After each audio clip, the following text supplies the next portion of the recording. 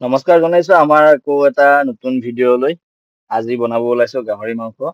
গাহৰি মাংস অলপমান তেল দিছো, পিঁয়াজ, আদা, নহৰু আৰু ৰেড চিলি, জিৰা পাউডাৰকে ধৰি সৰু সুৰা বস্তু কিছুমান ইউজ কৰিছো, মছলা। এয়া আদা নহৰু পেষ্ট দিছো, খুন্দি থোৱা আমি হাতৰে খুন্দা।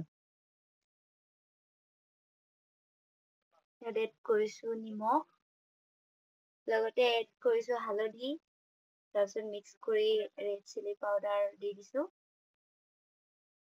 তাৰপিছত লগতে এড কৰিছো জিৰা পাউডাৰ।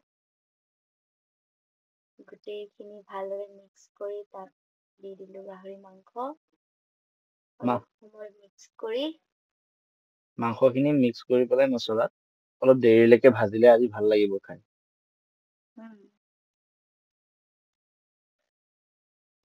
পানী বেছি নিদিবা দেই। গ্ৰেভি টাইপ বনাম। এতিয়া আলু এড কৰি দিয়া আছে। আলুখিনি ধুনীয়াকে মিক্স কৰি পেলাই অলপ দেৰিলৈকে ভাজিম বস্তুটো, যেতিয়ালৈকে ৰঙা হৈ নাযায় মাংসটো। মোৰ ৰঙা হলে খাই ভাল লাগে। ৰঙা হৈ যোৱাৰ পিছত অলপমান ইয়াত পানী দিম। পানী এড কৰি দিছে। আজি একচুৱেলি মাংসটো মই বনোৱা নাই, হাজবেণ্ডে বনাইছে। কালাৰটো কিন্তু মজা। বাঢ়ি দিলো খাবলৈ, খাই পেলাই টেষ্টটো কোৱা কেনেকুৱা হৈছে। কম মছলাত টেষ্টি খানা। সোৱাদটো কোৱা।